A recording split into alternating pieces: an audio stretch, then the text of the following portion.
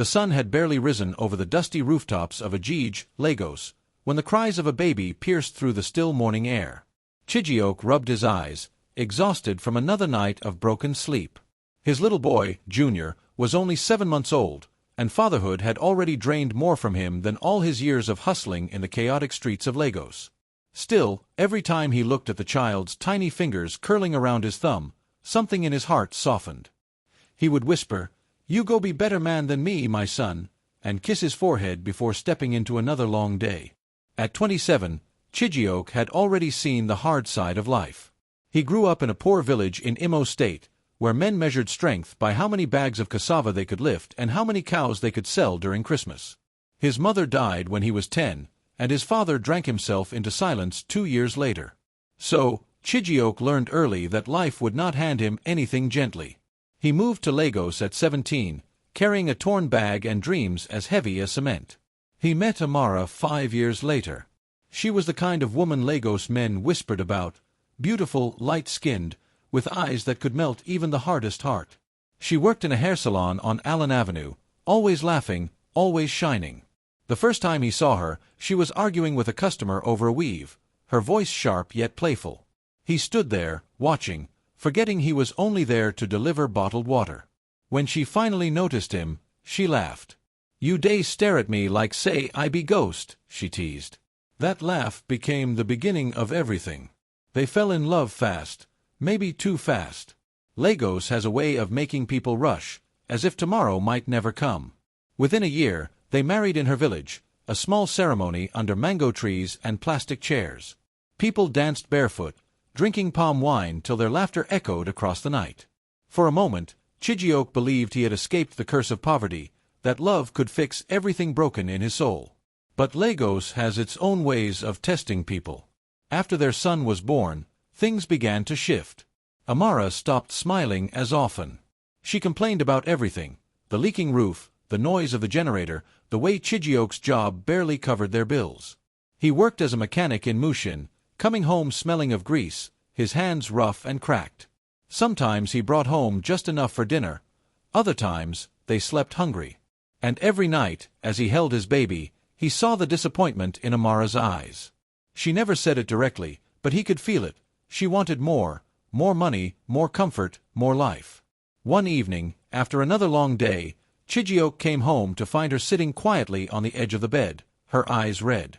"Amara, wetin happen?" he asked gently. She didn't answer at first. Then she said, "I'm tired, chi this life we day live, no be wetin I dream. You day try, I know. But I'm just tired." He held her hand, rough palms brushing her soft skin. "I know, my love. But things go better soon. God no go shame us."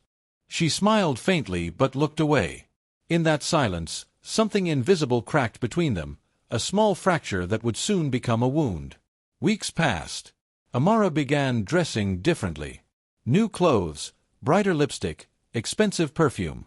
She said it was for her job at the salon, that she needed to look the part. Chijioke didn't question it at first. But when she started coming home late, sometimes past midnight, and her phone began to ring with numbers she quickly hid, his chest began to tighten.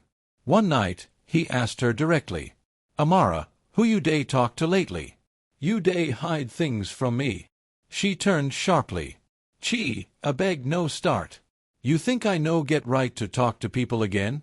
I tire for this your insecurity." "Insecurity?" He frowned. "Na my wife I day talk to oh. You know day act like woman way marry." "Maybe because this marriage day suffocate me," she shouted, her eyes blazing. "You no understand wetin I feel every day. You no day provide, you no get ambition. You just day survive." Her words hit him like a slap. For a moment, he couldn't breathe. He wanted to shout, to remind her how he sacrificed everything for them, how he carried car engines alone, skipped meals, and worked in the rain just to pay rent. But he said nothing. Instead, he turned away and whispered, "If you no happy, tell me wetin go make you happy." Her silence was heavier than words. Days later, he overheard her on the phone, whispering, laughing, a laugh he hadn't heard in months. He listened from the kitchen, heart pounding. "No, baby, I can't come tonight," she said softly. He's home. But I miss you too. That night, when she slept, he sat by the window till morning. He didn't cry. He didn't scream. He just watched the first light of dawn and felt something die quietly inside him. By the next week, he had made his decision, not out of weakness, but out of something deeper. When she returned home one night, smelling faintly of cologne that wasn't his, he looked at her calmly. "Amara," he said, voice steady. "If another man make you happy, go. I no go stop you." She froze, eyes wide. "What did you just say?" "I say if na another man fit give you wetin I no fit give, go ahead. I go raise Junior. I no go fight you." She stared at him as if he'd gone mad. "So you want me to cheat?" she said slowly, testing the words. He nodded. "If that go make you smile again, yes. But remember, happiness get price." That night, she didn't sleep. Neither did he. The silence between them was thick, filled with fear and curiosity. Chijioke didn't tell his friends. He didn't tell the pastor or neighbors. In the following weeks, he acted as if nothing had changed. He woke early, worked, fed the baby, cooked when she didn't, and waited. Soon, Amara started leaving openly. "I'm going out," she'd say casually, wearing short dresses and high heels. At first, she looked guilty when she met his eyes. But Chijioke would simply nod. "Be safe," he'd say. And that shook her more than any argument could. The neighbors began to whisper. "That young man don lose him mind," one woman said. "Him wife day waka anyhow and he no talk." Laughter grew emptier. She began to eat less, sleep less. The shine that once glowed in her eyes started to fade. She stopped wearing her new clothes as often. Sometimes, when she thought he was asleep, she'd sit by the baby's crib, crying softly. One night, she came home unusually early. Her makeup was smudged, her hands trembling. "Chi," she said quietly, "can we talk?" He looked up from fixing the fan. "Talk," he said. I don't know what's happening to me," she said, voice cracking. "I thought I wanted freedom. I thought I needed someone else to feel alive. But now, everything just feels empty." He put down the screwdriver and looked at her fully. For the first time in months, his gaze wasn't angry. "I know," he said gently. "Sometimes people go far just to realize home na where dem suppose be." Tears rolled down her cheeks. "I messed up, Chi, I did. I thought you were weak for letting me go. But now I see, you were strong. You loved me enough to lose me." He stood slowly, walked to her, and held her shoulders. "Amara, I no go pretend say I know pain. But pain no be the end. Na only lesson. You go learn yours, I go learn mine." She cried against his chest, whispering apologies. But something in him had changed. He could forgive her, maybe, but the innocence was gone. A week later, the man she'd been seeing, a businessman named Cunnell, showed up at their door. He was angry, loud, full of arrogance. "Amara, you think you fit just leave like that?" he shouted. "After everything I don spend on you?" Chijioke stepped out quietly, holding his son.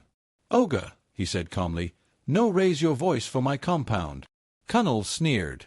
"So you be the mechanic husband way no fit satisfy your wife, abi? You day proud." Chijioke smiled faintly. "Oga, you go calm down before you regret this talk." But Cunnell only laughed louder. "You poor men day always form humility. You allow your wife cheat, now you day talk like prophet." That was when Amara appeared behind him. "Cunnell, leave," she said sharply. "I made a mistake. Go away." He ignored her and stepped closer to Chijioke. "What you go do if I no leave?" Chijioke looked him dead in the eye, still holding the baby. "I go pray for you." The man scoffed, turned to leave, and spat on the ground. But 3 days later, Cunnell's wife, yes, the same man was married, stormed into the salon, dragging him by the ear, cursing and screaming. The whole street heard how he'd been cheating, how his company had caught him in fraud, how his world was falling apart. The news spread fast, and soon people were talking again, but this time, not about Chijioke. Amara could barely look anyone in the eye. Her shame was deep. Yet Chijioke never once said, "I told you so." He simply kept going to work, feeding his son, and living quietly. The same neighbors who had mocked him began to greet him with respect. "That man get sense," one old woman said. "He no fight, he no curse. But see how God handle am." One evening, as they sat outside watching the sunset, Amara turned to him. "Chi, you still love me?" He looked at her long and hard, then said softly, "Love no die quick. But trust. No get wings to fly back fast." She nodded, tears in her eyes. "I'll earn it," she said. For the first time in a long while, he smiled. "Then start by loving yourself again. Now from there everything go balance." As darkness settled over Lagos, the baby began to cry again. Amara picked him up, rocking gently. Chijioke watched her, thinking of all the things they'd lost, and maybe, just maybe, what they could still rebuild. He didn't know what the future held. But for now, the silence between them was not empty anymore. It was full of possibility. And somewhere deep in his chest, something fragile, hope, began to breathe again. Weeks turned into months, and slowly, the echoes of gossip faded. Lagos was a city that never stayed on one story for long. Another scandal always came, another fight, another church crusade, another rumor. People forgot. But for Chijioke and Amara, forgetting was harder than breathing. Their small apartment in Ajij felt different now, quieter, heavier. Amara no longer went to the salon. She resigned quietly, claiming she needed time to find herself. Chijioke didn't argue.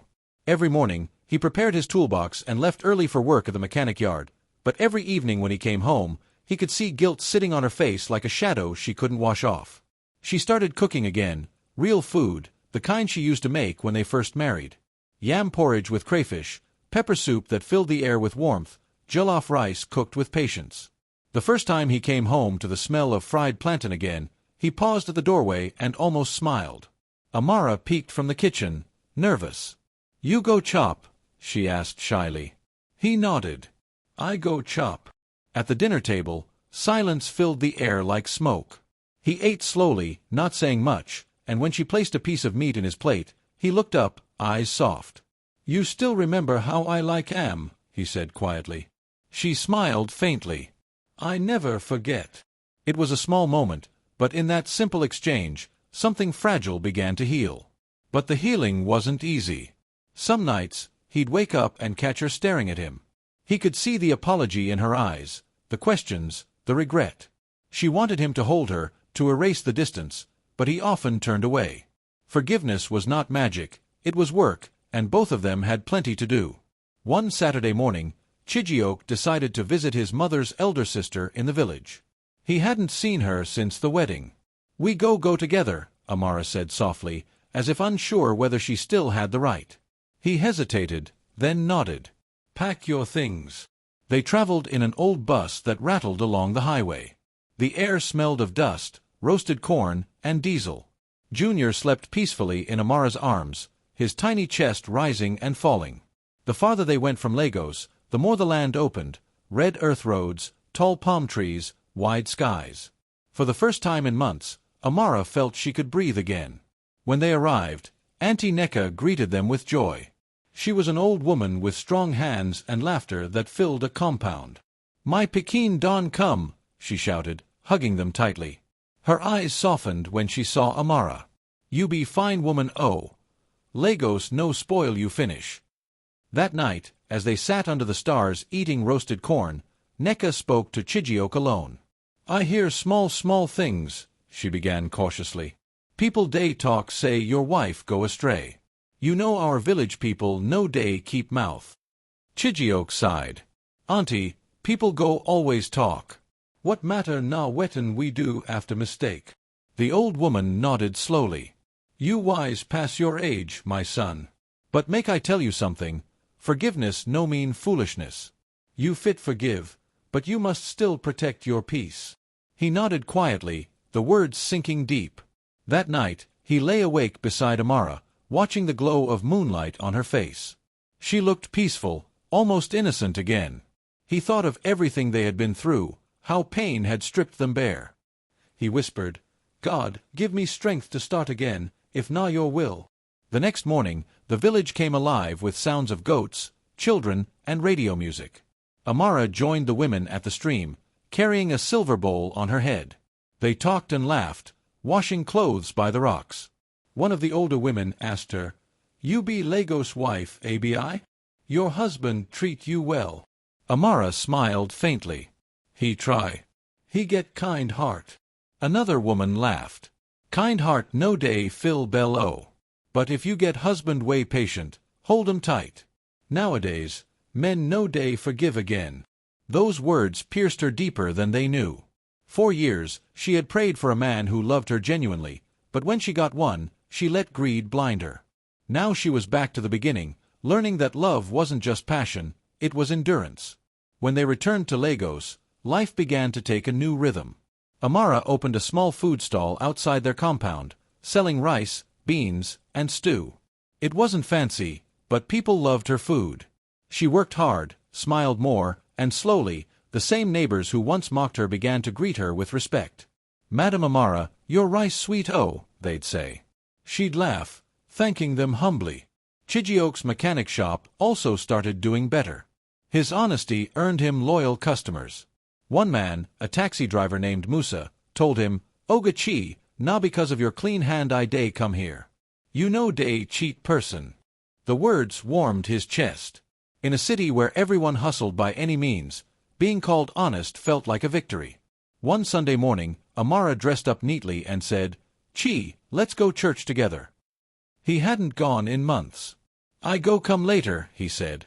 She hesitated, then nodded and left with Junior. When she returned hours later, she was quiet. "Pastor talk about forgiveness," she said softly. "He say sometimes, the person way forgive day heal faster than the one way apologize." He looked at her for a long moment, then said quietly, "Maybe God day talk to both of us." That evening, he surprised her. He returned home with a small box. "Na wetin be this?" she asked curiously. He opened it, a pair of silver earrings, simple but beautiful. "I see am for market," he said, smiling faintly. "Remind me of the one you wear the day we first meet." Her eyes filled with tears. "Chi, you still remember that day?" He chuckled softly. "How I go forget? You nearly fight customer for salon that day." She laughed through her tears, covering her face. "You get strong memory, my husband."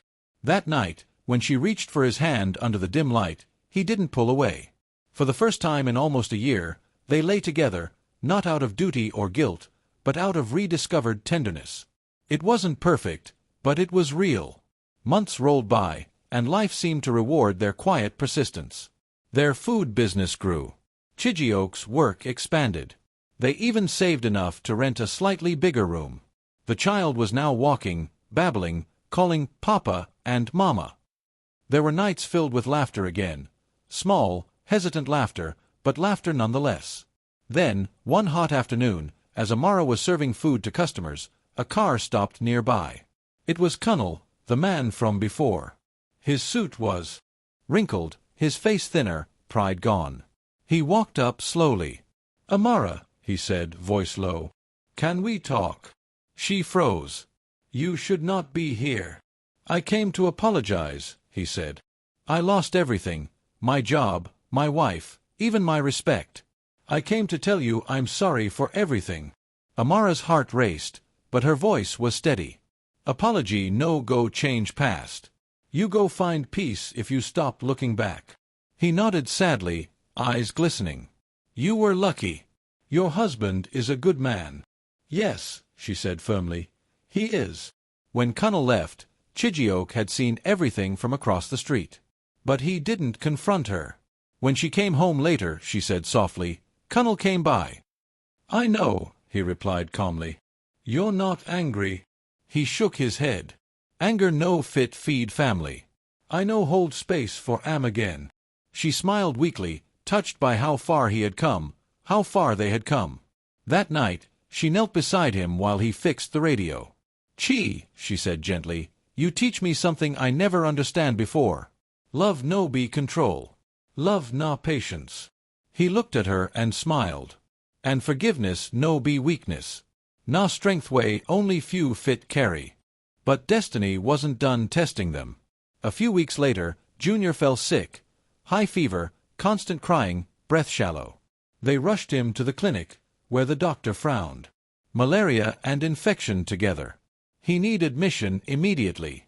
They didn't have enough money for the hospital bills. Chijioke ran around Lagos that night, begging, borrowing, calling friends. At midnight, drenched in sweat, he stood outside a pharmacy, clutching a bag of medicine, whispering, "God, a beg, no take my son." Amara sat by Junior's bed all night, praying softly. "God, I know perfect, but no punish my child for my sin."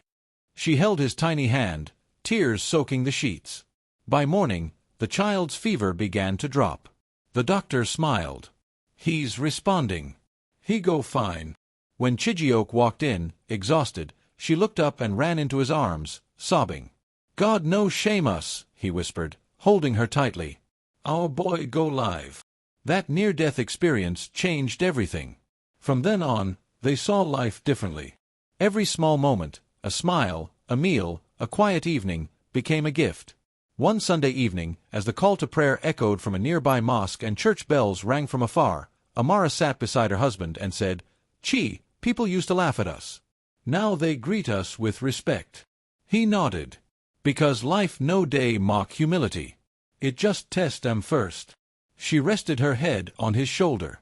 "You think you can ever love me same way again?" He smiled. "I love you more now, because now I love you with sense." They both laughed quietly, knowing that though scars remained, they no longer hurt. But the true shock came not from what Amara did next, it came from what Chijioke decided to do. One Friday afternoon, he returned home early, carrying a letter. "Amara," he said, his voice calm but serious. "You remember how you say you want open big restaurant one day?" "Yes," she replied, curious. He handed her the letter. "A man I repair car for. He want partner small business. I tell him about your cooking. He agree to sponsor you." She stared at him in disbelief. You did that? For me?" He smiled. "Why not? You be my wife. If you rise, I rise too." Tears filled her eyes again, but this time they were tears of pride and joy. She hugged him tightly. "You're not just my husband, you're my second chance." He chuckled softly. "No, my wife. We both be each other's second chance." The following months brought a new chapter in their lives, one neither of them had fully prepared for. The restaurant idea that started as a humble dream soon turned into a living, breathing reality. Amara rented a small corner shop at the junction of Ajij Motor Park. The sign above read, "Mama Junior's Kitchen, fresh rice and stew." At first, it was just her and one old woman helping with washing plates. But the aroma of her food spread faster than rumors. Within weeks, lines formed outside the shop. Taxi drivers, traders, even office workers started showing up for her food. "Madam, your rice get another level," they would say, licking their fingers. She worked hard, waking up at 4 a.m. to cook, stirring pots of stew under the dim light of a kerosene lamp while the streets were still quiet. Chijioke helped whenever he could, carrying bags of rice, fixing the shop's broken stove, even washing plates when her helper didn't show up. He didn't mind. Watching her rebuild herself made him proud. But success has its own temptations. With more customers came more attention, and some of it wasn't innocent. Men in clean shirts and expensive cars started stopping by, buying plates they hardly ate. Some left big tips and asked for her number. Amara smiled politely but kept her distance. She had learned her lesson the hard way. Every night when she came home, she told Chijioke everything. The customers, the compliments, even the ones who flirted. At first, he just nodded, smiling faintly. "People go always chase wet and shine," he said once. "But no light bright pass woman way loyal." She looked at him, eyes soft.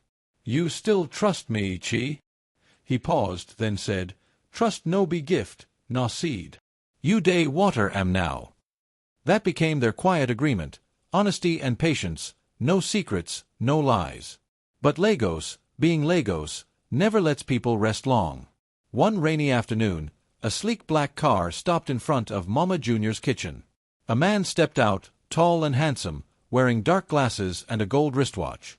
He removed his shades and smiled. "So this is the famous Mama Junior." Amara laughed nervously. "You don't hear about my food too?"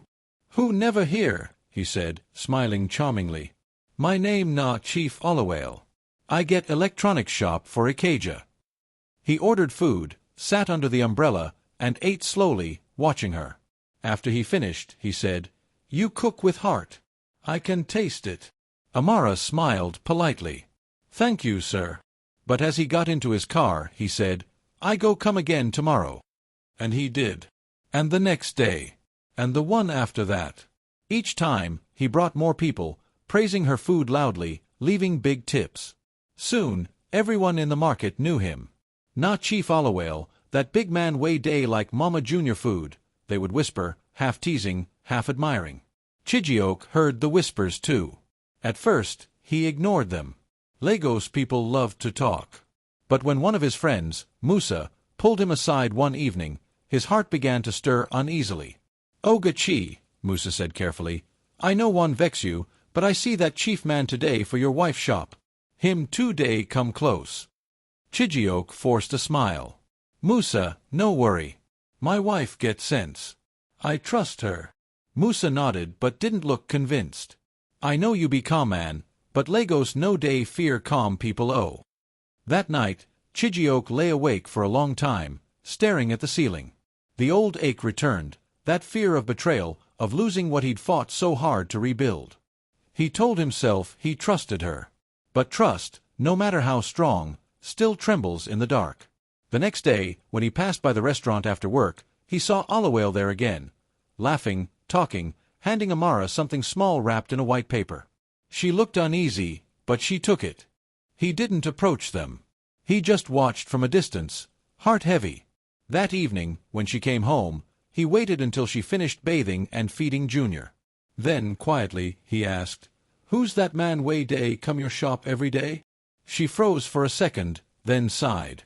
"Chi, he's just a customer. He helped me buy some new cooking utensils." "You tell me before he buy am?" "No," she said softly, eyes on the floor. "I was going to tell you tonight." He nodded slowly.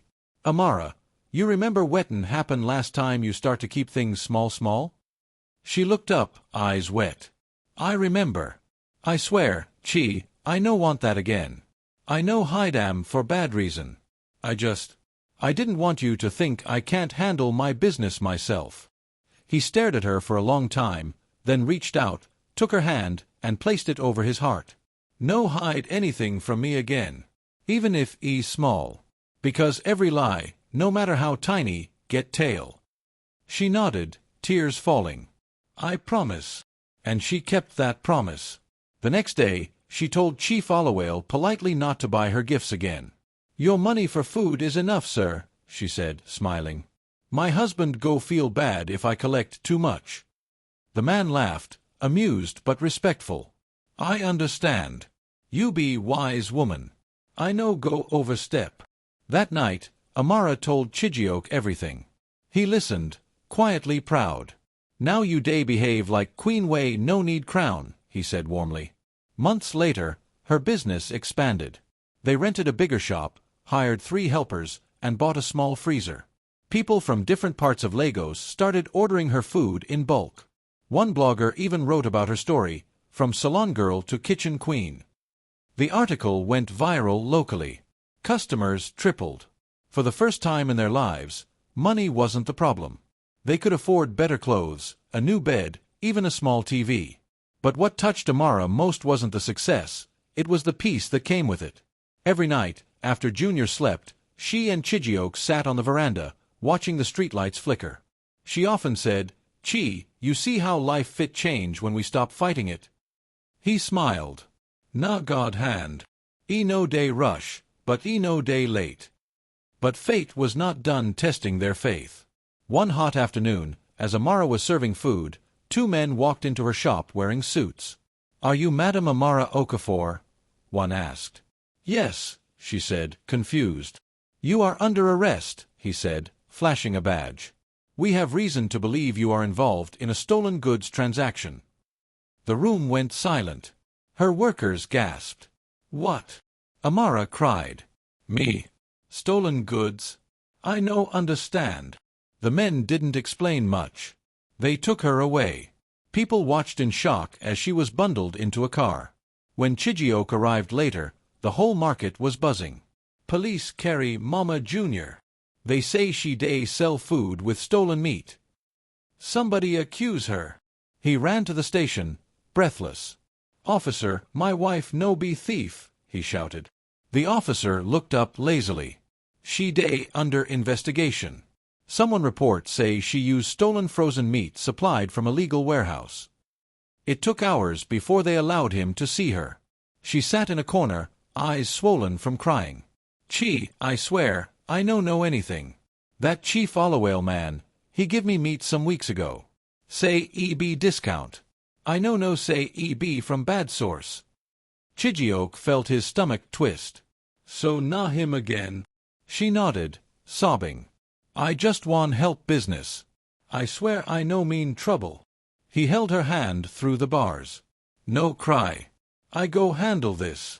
For 2 days, he ran from one police office to another, calling everyone he could. Finally, he found the real truth. Chief Olawale's warehouse had been raided for smuggling imported meat. Her name was only on a list because she'd unknowingly bought from him.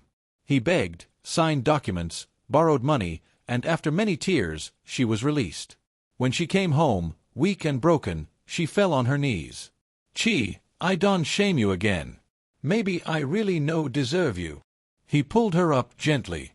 No talk like that. You no bad woman, you just too trusting. But now, you go learn how to check who dey call friend. The story spread, of course.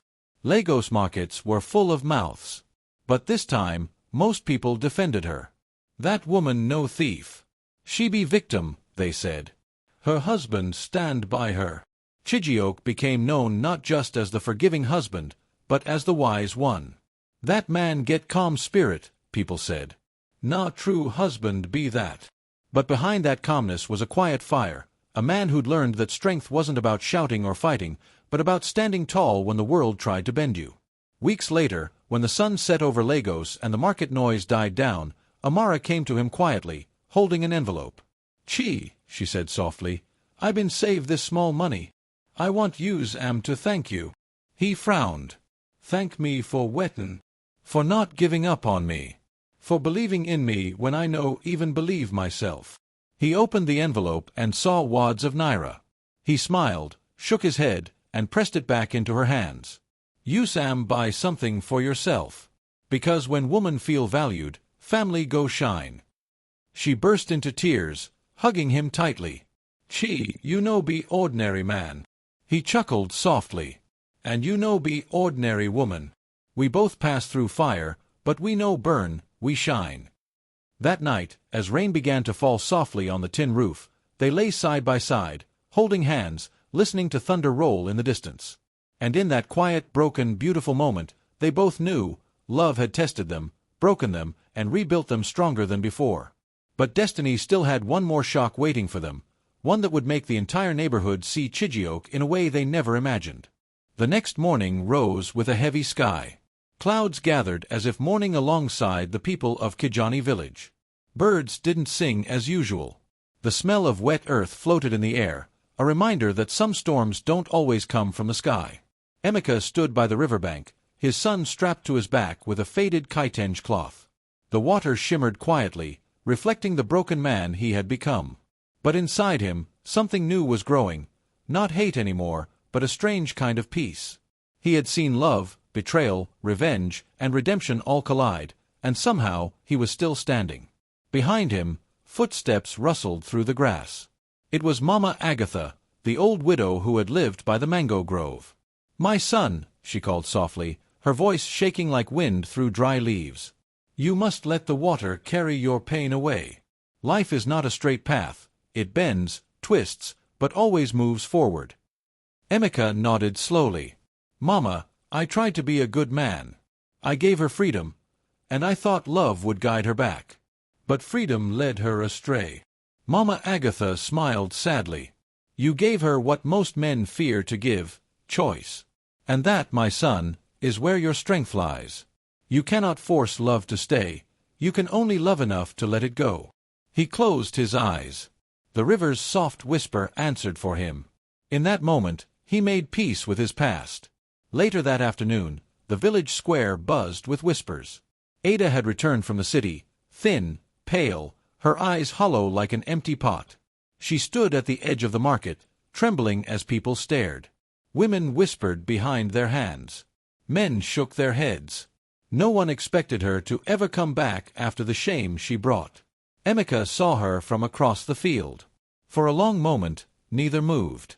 Then, as if the world had paused just for them, Ada began to walk. Her feet were bare, her face streaked with tears. "Emeka," she whispered when she reached him, "I came to beg forgiveness. I lost everything, the man, the job, my pride. I was wrong. I was foolish." The villagers gathered in a circle, watching. Some expected Emeka to shout, to curse, to send her away. But instead, he lifted his son from his back and held him close. "Ada," he said quietly, "you didn't just hurt me. You hurt him too. But I've learned something. Forgiveness is not weakness." She fell to her knees. "Please, I can't live like this. I just want to see my son, even if from afar." He looked at her long and hard.